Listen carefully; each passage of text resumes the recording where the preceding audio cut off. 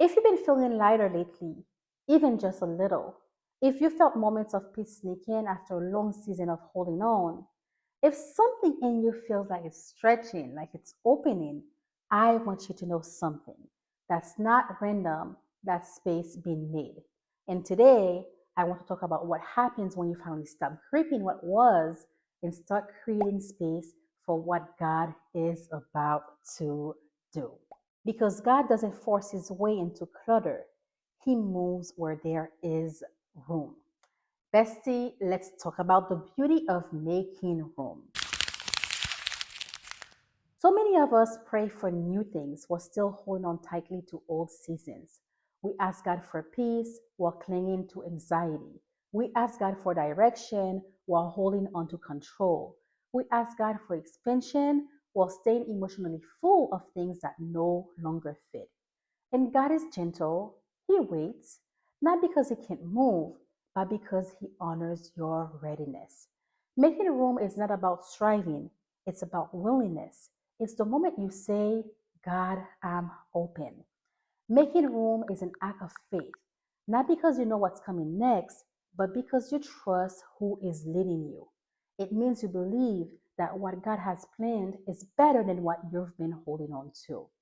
Sometimes making room looks like releasing expectations. Sometimes it looks like loosening your grip on timeliness. Sometimes it looks like letting go of the version of the future you imagined so God can surprise you with something better. How exciting is that? Because God doesn't replace things with emptiness, He replaces them with purpose.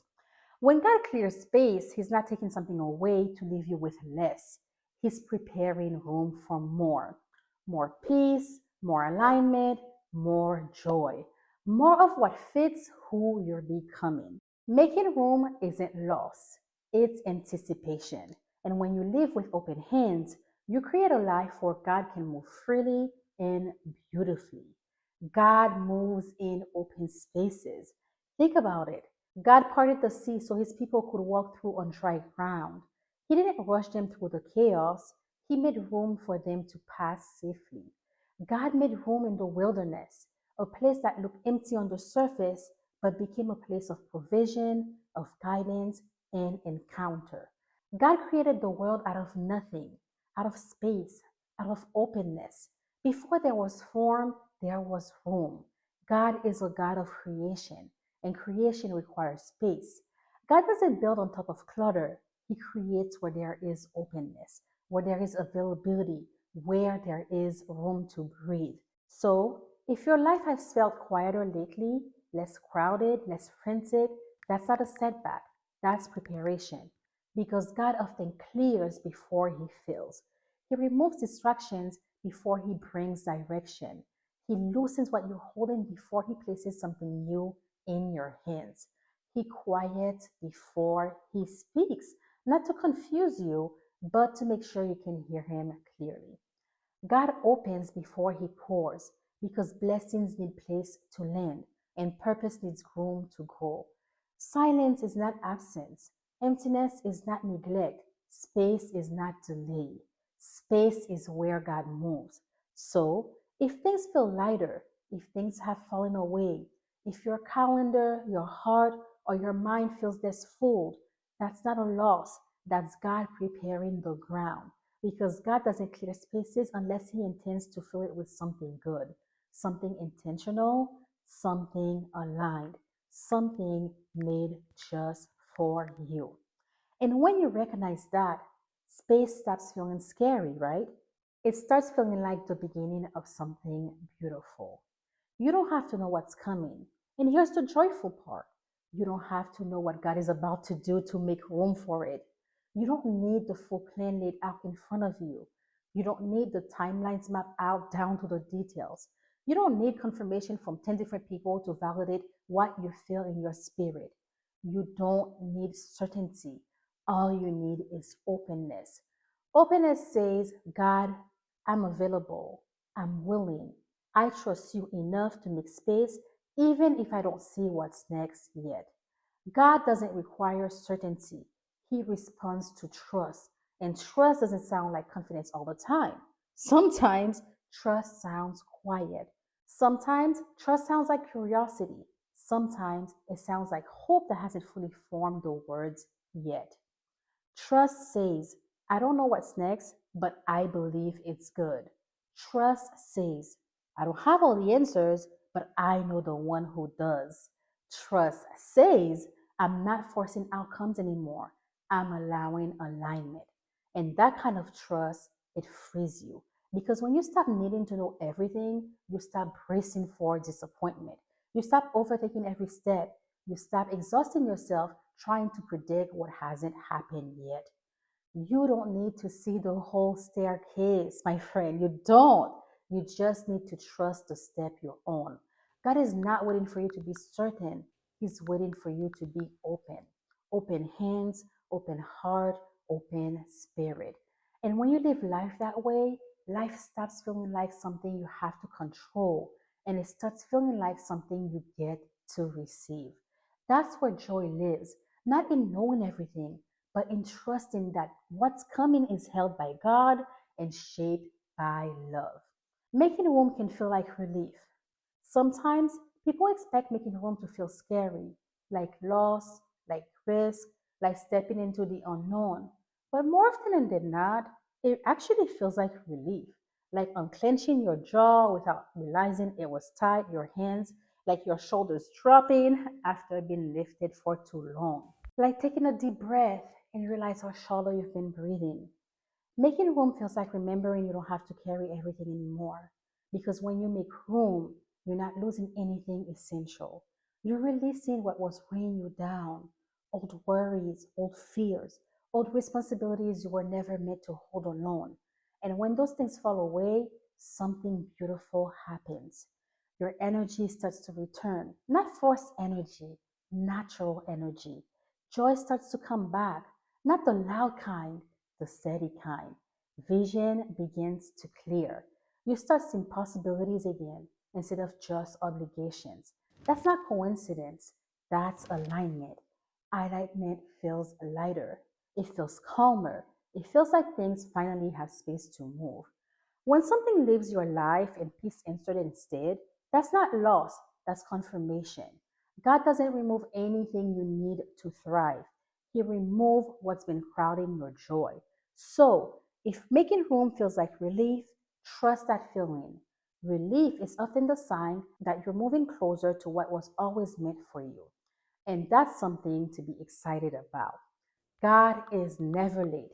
If you've been worried that time has passed, that you missed your moment, that God waited too long and now it's too late for you, let me remind you gently. God is never late. He's intentional. God doesn't operate on panic. He doesn't rush out of fear. He doesn't move based on comparison or deadlines. He moves with purpose. He knows exactly when you're ready for what you've been praying for. Not just ready to receive it, but ready to hold it without losing yourself. Ready to steward it with wisdom, ready to enjoy it instead of being overwhelmed by it. Sometimes we think we're ready because we're eager, because we're tired of waiting. And I get it because sometimes we feel that way because we want relief. But God sees the whole picture. He sees your heart, He sees your healing, He sees what still needs to be strengthened before the blessing arrives. And sometimes the delay is not denial, it's always preparation. Preparation for you, for your heart, for your capacity, for the thing you're asking for may require a version of you that doesn't exist yet.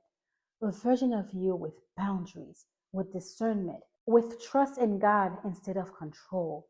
God doesn't waste time, and He doesn't waste any seasons. So, if it feels like things took longer than you expected, that doesn't mean you were forgotten.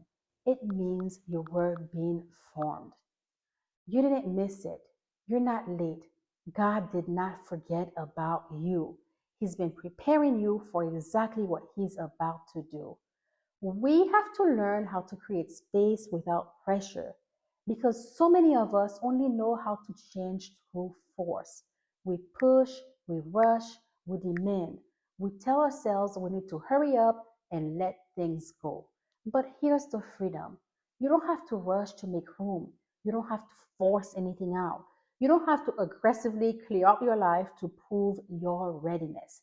God is not asking you to empty yourself violently. He's inviting you to open yourself gently.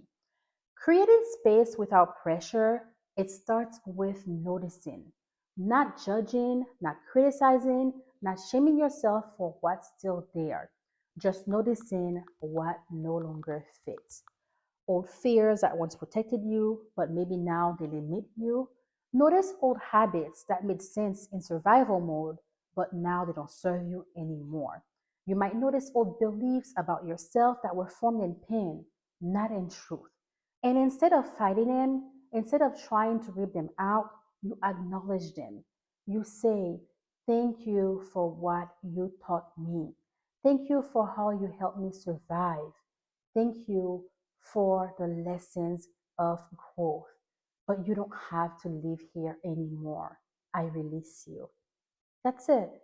No drama, no pressure, no force. Because space is not created through violence, it's created through intention. It's created when you decide what gets access to your own heart, your mind, your energy. Intention is very powerful. Intention tells your spirit, "I'm made for what's next. I trust God enough to loosen my grip. I don't need to cling to what's familiar just to feel safe." When you create space this way, it feels peaceful, not panic. It feels aligned, not chaotic. It feels like trust instead of effort. And that's how you know you're doing it right, because what God feels never requires you forcefully empty yourself first. He feels where there is willingness, where there is openness, where there is trust. That kind of space is sacred. It's okay to have joyful expectations. I really want you to feel this part because so many of us learn how to hope with caution. We learn how to expect the worst so we wouldn't be disappointed. We learn how to keep our joy small, quiet, and guarded. But joy was never meant to be suppressed. When you make room, you're not waiting anxiously, you expecting joyfully. There is a difference. Anxious waiting says, "What if it doesn't work out? What if I get my hopes up again? What if I'm disappointed?" Joyful expectation says, "Something good is coming. Something aligned is forming. Something God ordained is on the way." That kind of expectation doesn't tighten your chest. It doesn't keep you awake at night. It doesn't make you rush or panic. It softens you. It opens you. It allows you to move through your days with curiosity instead of fear.